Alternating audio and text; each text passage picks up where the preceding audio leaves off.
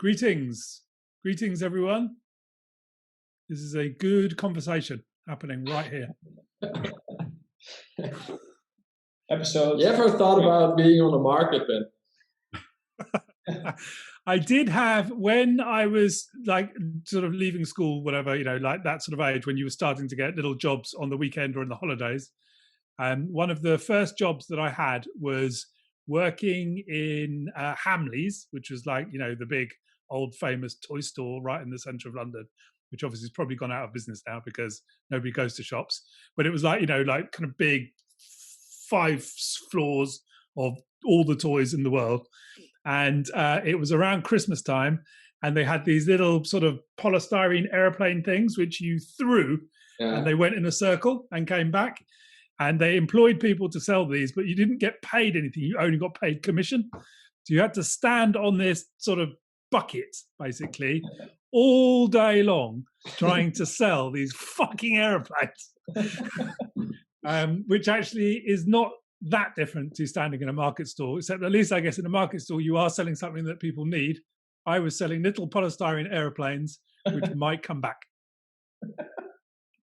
Might come handy sometime. We'll definitely invite you when we're on the market the first time. Exactly. Yeah. So providing it's in the UK, you're in charge of the carrots, then I think. Thank you. So here we are. Thank you for those of you joining us live. Thank you for those of you who are listening again on whatever means you're listening. I did mention to a friend of mine the other day that we were doing this. He'd seen something on LinkedIn that we were doing it, and he said, I might come, but then I thought that I might like you a little bit less. I didn't know what that meant, so he didn't come, but we were talking about it. And I think as I then sort of described to him that there was no content plan, we had no real idea who it was for, nor was there any real sort of structure to it. I think he just sort of looked at me like I was completely mad. So there we are. It's a kind of evolutionary journey of us working it out. And I know we one of the themes which came up last time was this question of, if nature set up a business, what would it look like? And so it seemed a good idea to spend some time talking about that, which I think we're going to do today. But how are you? How are you people anyway? Are you well? Yes. Yeah. Well, we are busy. So we are planning the market garden and also organizing some money for it. So it's like bootstrapping. So you're bootstrapping a farm. Yeah, we are trying to bootstrap a farm, and well, that's costs a lot of energy. It's positive energy, but it's a lot. And because we are bootstrapping, we also need some assignments to get some money, to earn some money upfront. So and we hope to get more balance when the farm is growing, and get more income from the farm and lesser income from consultancy work or facilitating.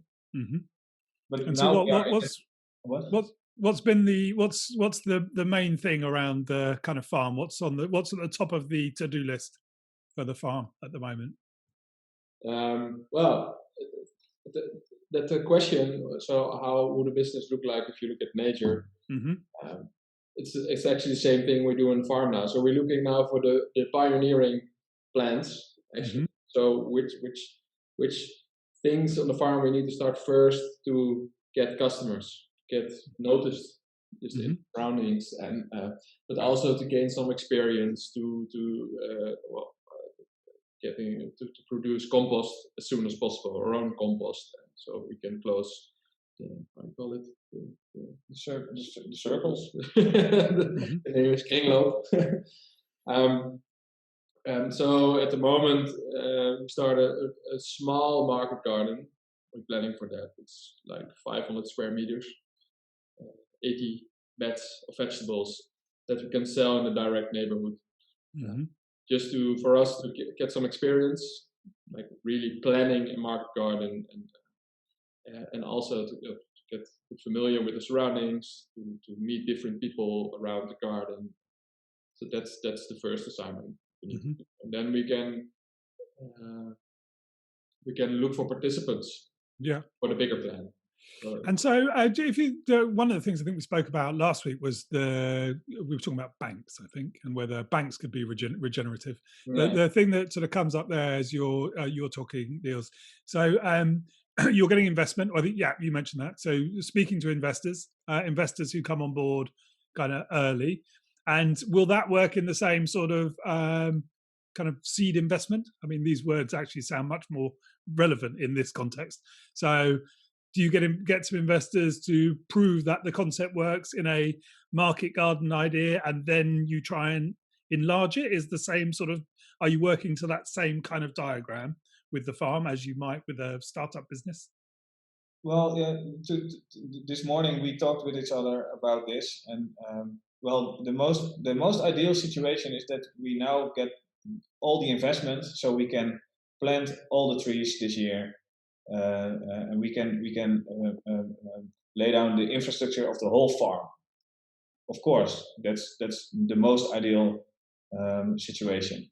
But there are a few parameters. So labor, to inexperienced guys who are going to exploit 20 hectares. So that's not realistic. And on the other hand,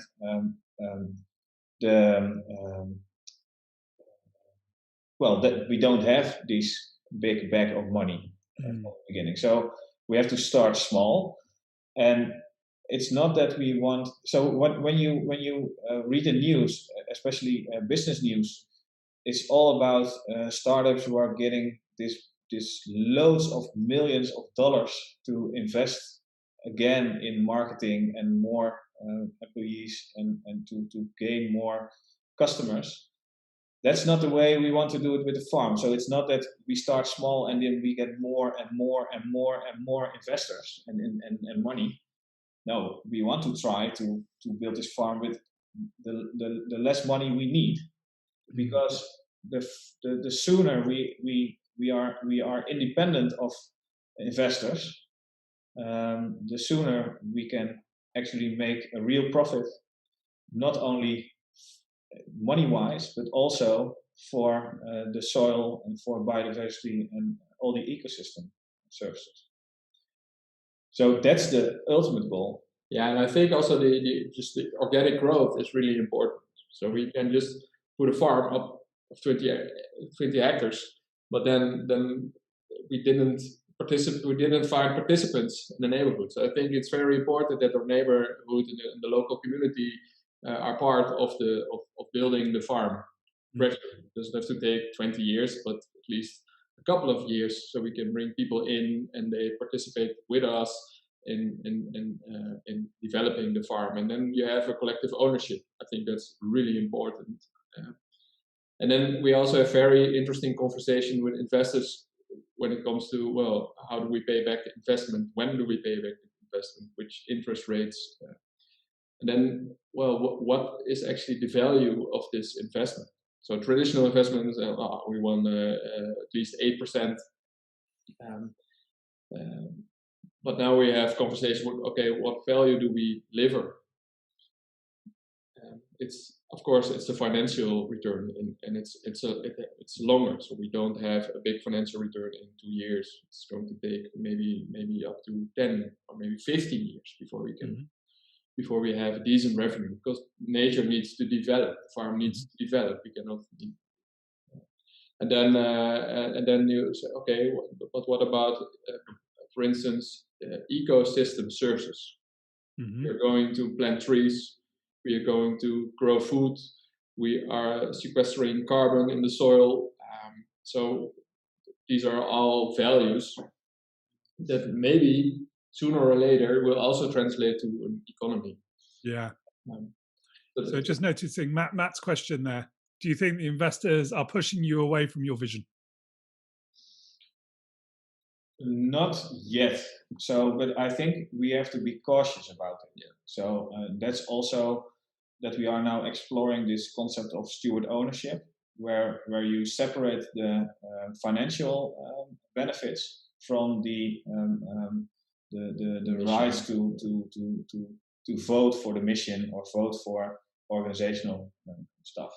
So you have to separate these things, because when I think also when you have an organization with a vision for impact or social impact, if you have a lot of investors, they can push you away from your vision. Yeah. Mm. And it also depends on which kind of investors and where they're from. So if you have people from the local community, they have a relationship to the land, they have a relationship to the neighborhood. It's another type of investment than you have a bank with a headquarters somewhere in Utrecht or maybe abroad that have no feeling with the land whatsoever. Mm-hmm. They're just there for the financial return. Mm. I think this is also so back to the question about if nature sets up a business. I think this is an essential thing. So nature uses their resources. Nature uses, or a tree uses, they are very local, hyper local. So they are in their environment, and that's also how you can set up this investment diversity. So of course we need now maybe some bank or an investor who takes the risks to give us some seed money. But yeah, we want also build relationship with people who are close to us, close to the land, and invest with time or money in the farm. And I think that's more sustainable. And how do you call it? Resilient for the future. Yeah, I think it's interesting, isn't it? Given the question for today, if nature sets up business, and these words which business uses, like seed money and growing organically, and all of these, and just these are the words that we're using. By kind of contrast, though, I spoke to another friend of mine who is a professor of climate science. So he's a scientist, right? And I was talking to him about the idea of a business school, which was kind of learned from the principles of nature. And he basically kind of looked at me with this kind of hugely kind of just sort of quizzical sort of disbelief, like, what the fuck are you talking about? I think he might have actually said that because, like he's saying, nature is brutal. Nature is completely brutal. And so, what does it mean to have a business which is, if nature set up a business, well, given that nature is brutal, nature is constantly killing things, constantly kind of sort of moving things on it. It shows kind of no emotion, obviously, all of these sorts of things. And so that's, I guess, the other side, isn't it, of this question? If nature set up a business, there is also that brutal side, because it's easy to dwell in the kind of in the kind of more joyful sort of emotive things that we're talking about. It's about connection, it's about organic growth, it's about these things. Well, but of course, there's the other side of nature as well. Yeah, but that's a thing of balance. Mm-hmm. So I was in a workshop once with the girl who gave the workshop had a pretty good idea, and that was we should help businesses die. Yeah. So we set up a business, and the business should survive forever. Mm-hmm. Bankruptcy is something. Well, certainly in the Netherlands, it is a nice thing.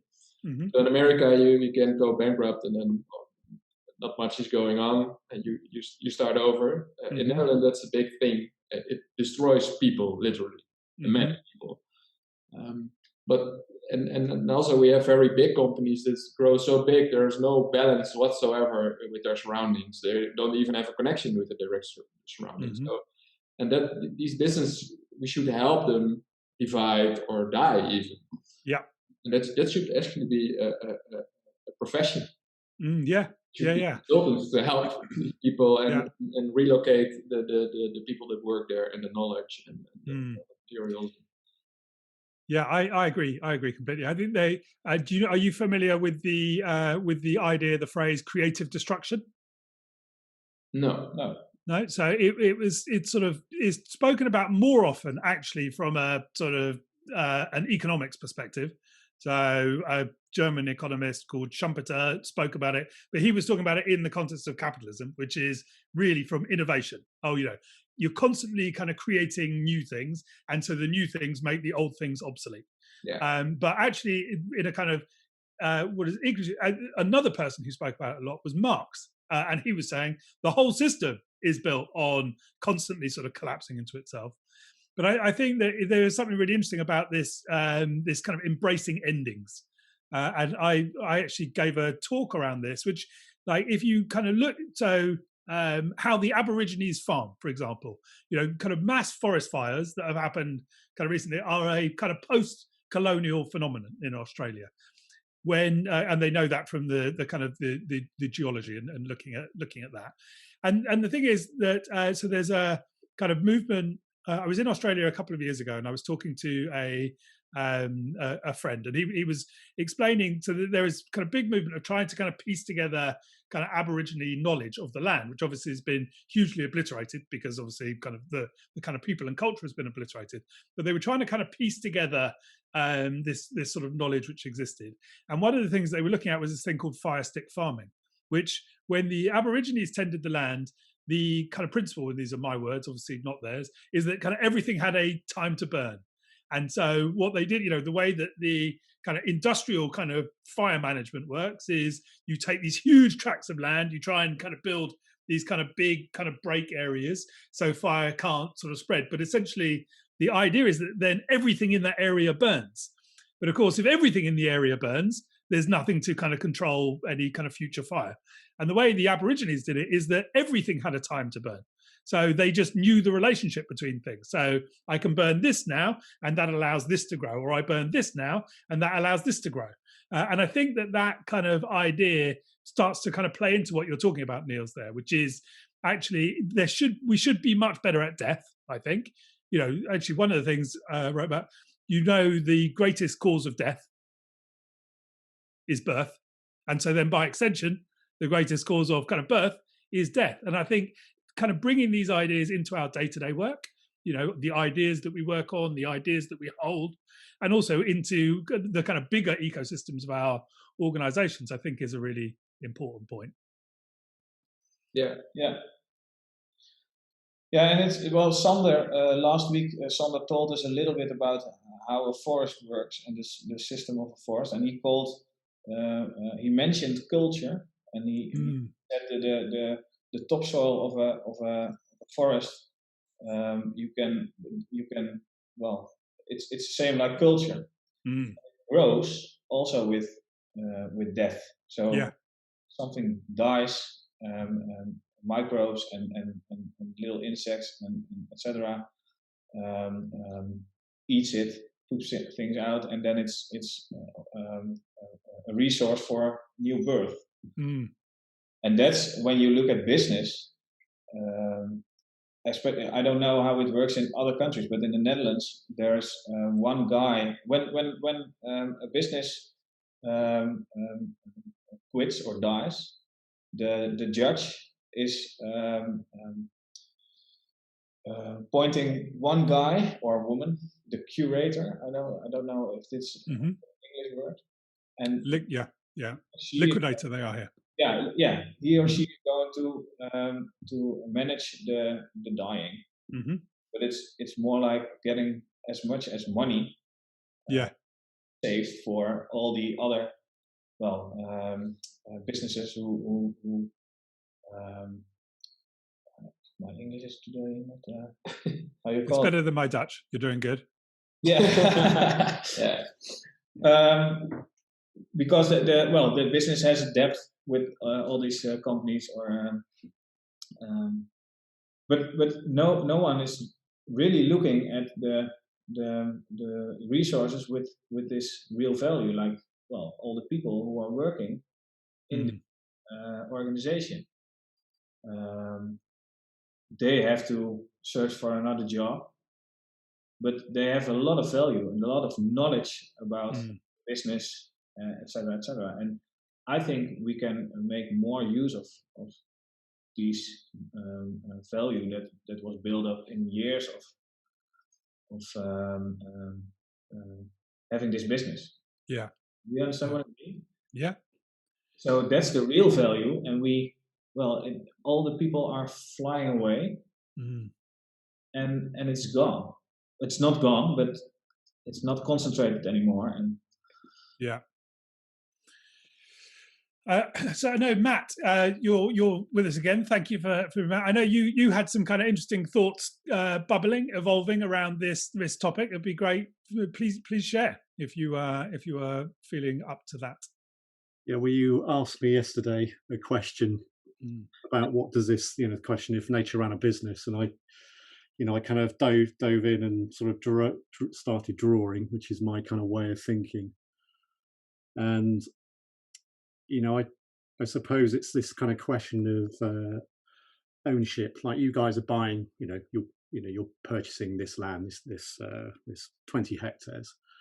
Do you think by defaulting to a monetary value that it's hard to imagine the natural value of the land, because you're in this, as you said, you're in this bootstrap mode of getting money from local community, private investors, maybe banks, but actually the overarching in your head, it's still about money, not about nature. So it's kind of a question, do you think that affects how you think about the land? Yes, it does. And it's because it's on paper everywhere. So actually the land is bought by an investor that is at the moment closely related to us. His goal is to get a regenerative farm there. So our plan is his goal. So that's a nice way of working. But then, he bought the land for a lot of money. And for your reference, in the Netherlands this year, 1 hectare was sold for 160,000 euros. It's not the price of our land, but in the Netherlands, 1 hectare was sold for the highest price at the moment is 160,000 euros a hectare. There's no way you can get that value in the monetary systems of the land. So it has become a speculative thing, and that's something we have to work with. And I think we explained it 3 weeks ago that we want to get the land out of the economical of the money system. So our goal is to buy the land back from the investor and put it in an entity where we can write down that it can never be sold again, and that its single purpose is to be managed regeneratively. So it's putting it in trust, in a sense. Yeah, actually, it's a stifting at the moment. The most suitable solution in the Netherlands is a stifting, and we can just for eternity write down it can never be sold again. But that's not totally true. If the state decides we want to have the land, they get it anyway, and then the monetary value is back. So it's a really difficult situation. I'm reading about it. I think Ben, you showed me a book, The Plunder of the Commons, months ago. Mm-hmm. Somewhere there, somewhere there, which is good. At the moment, just to see how it came about that everything has to have an owner. And in the Netherlands, you cannot have a piece of land that is not owned. Every single piece of land is owned by someone, the state or a private or whatever. And then ownership means also economy, and means value. And what we did some workshops, a course about ownership and land, and there are 3 things. So the earth is owned by itself. That's one thing, that's true. But it's also owned by us all the people at the same time, true. And it's owned by one specific person. That's also true. At the same time, those 3 things are true. And the last thing, so this one specific person, we call that creative ownership. So we get the how do you say that? So the people and the earth, they say to the creative owners, yes, manage my land on this regenerative, sustainable way. And our actions, our labor on the land, that is something of value. So we put a seed in the ground, we nourish it, and then something grows, and then we have the fruits of our labor with the land together. And well, that is something of value, and you can measure it maybe also with the currency or etc. So that's the transfer. How do you do the money transfer? And of course, but then the money is directly related to a product and to labor. Yeah, so it's not speculative. It's not more value because we say it's a carrot, and then with a very great story about a carrot that makes the carrot more valuable. So it's very honest. And I think, well, my dream is that money isn't something. Well, it's love. Money is love, and it's not something that you. It is there. It's not that you need something or. It's a means to an end. It's not a goal. Yeah. Yeah, it's rather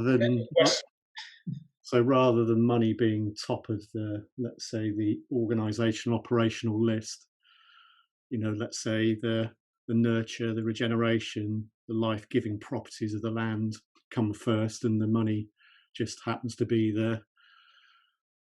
just supports the growth, let's say. Yeah. And that's something. Yeah, that's. I think that's a great one, and maybe a next episode or we can talk about this cryptocurrency. Mm-hmm. I'm a little bit an advocate for that. The seeds. That's a currency. It's not like a Bitcoin because they want to have it make it stable. So actually people are going to trade with it, but it's a currency that is designed to help regenerative projects to thrive in the future. So it's not extracting something from earth and from people. It's giving it so people can explore and initiate these projects. And I think when you think about money as a resource to make it flourish, then only take it so you can flourish by yourself. I think that's a different idea. Mm-hmm. Because now it's only, well, yesterday the news was that now Elon Musk and Jeff Bezos together owns as much as the 50% of the people at the bottom of our society. Mm.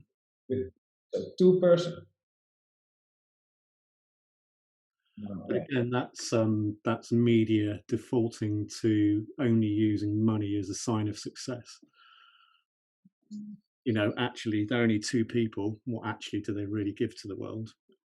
Apart from some nice toys and easy buying, and one click, which we all use.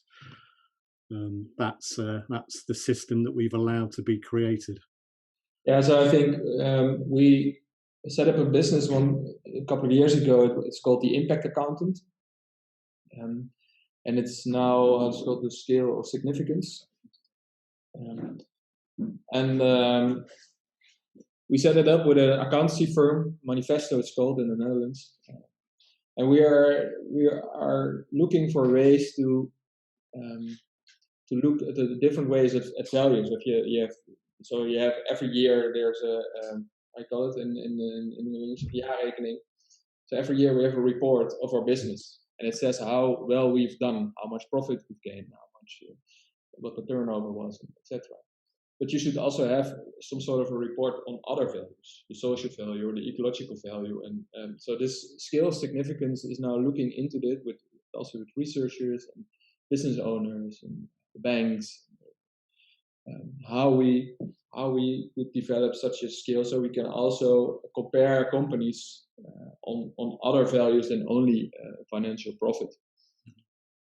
And I think that's a nice starting point. So I think there is a European law now that companies cannot do bad things. They're trying to push it, or it's I read something about it. That's something. If you can say, okay, this manufacturer exploits people somewhere abroad, that should account for something. It's not only like, oh, you should not be doing that. It should actually have a consequence. Yeah. So I'm a bit conscious of time and our attempts to try and keep these within the half an hour window. So I guess one of the in much the same way actually last week, this kind of theme of ownership and theme of culture clearly become all important again, don't they? Whatever. I know we were discussing a slightly different theme last week, but as we go into the kind of idea of business, the same thing applies. Because I think everything you're talking about, Matt, a little bit, and also what if you're kind of culture, your relationship to money, actually just taking that point, and where you kind of put it on the hierarchy, whether it's the first thing, and obviously we all know it's a kind of poor primary target, and if you're choosing to kind of value other things, actually it's your culture that defines all of those things a little bit. It's the thing that sort of sets it out. So yes, it kind of feels like that. And then of course this kind of ownership question. So like nature, I guess, to take the literal thing, nobody owns nature, although people are trying to have an ownership of it, but it works because it is decentralized. It works because there isn't a kind of ownership hierarchy. There's a kind of a whole interconnected number of parts, aren't there? And so I guess what we're sort of talking about is if business was going to be, if nature was going to set up a business, there wouldn't be a single owner, and culture would be all important.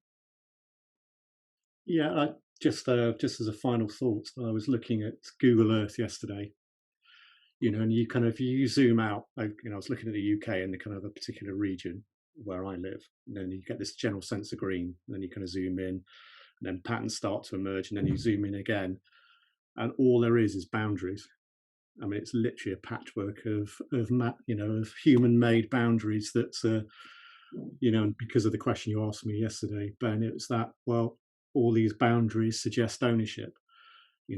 I stand in my field and I've got the hedgerows around, but it's all a boundary. It's all about stay off my land. This is mine. And of course that sets up a certain mindset, doesn't it? Yeah. Well, I guess the thing, sort of, without going too far down this rabbit hole, the question is which way, in what order does that happen? What sets, is the mindset the thing that sets up the field, or is the field the thing that the hedgerow the thing that sets up the mindset? And I think a lot of this is about mindset, isn't it? It's about a kind of feeling of competition versus cooperation. Yeah, and I think there's a huge difference about ownership and management. So reading about the commons, there's always some sort of management required. Somebody we keep track of who's using what, but in the same book, there's also, it's about England. There's this owners that are from abroad that only come to England to shoot birds. Yeah. They hold huge amounts of land and they have no relationship whatsoever. So they have no interest in what they shoot, how much they shoot. And I think that's the problematic thing. And that's also with the investors that we are talking. So the people that are close by, that have a relationship to the community in the neighborhood, they tapping into the story about value, different types of value. And so I think that locality, how you call it, is also very important. All right. So in the spirit of timekeeping, we will draw that to a close. So given this is all an experiment, like any of you guys kind of who joined us live, anybody who's listening to the podcast afterwards, if there are kind of specific things you think it would be interesting to talk about, let us know. Otherwise, you are just going to be subjected to us making it up as we go along, which we can call regenerative from this point forward. Used to be called making it up as you go along. Now it's regeneration. So until we hear otherwise, we will continue to regenerate this conversation as we see fit. But yeah, thank you everybody for coming. Thank you, Jaap and Niels. Thank you, Ben. And we will join you next week. Yes. Bye-bye. Bye-bye. Bye.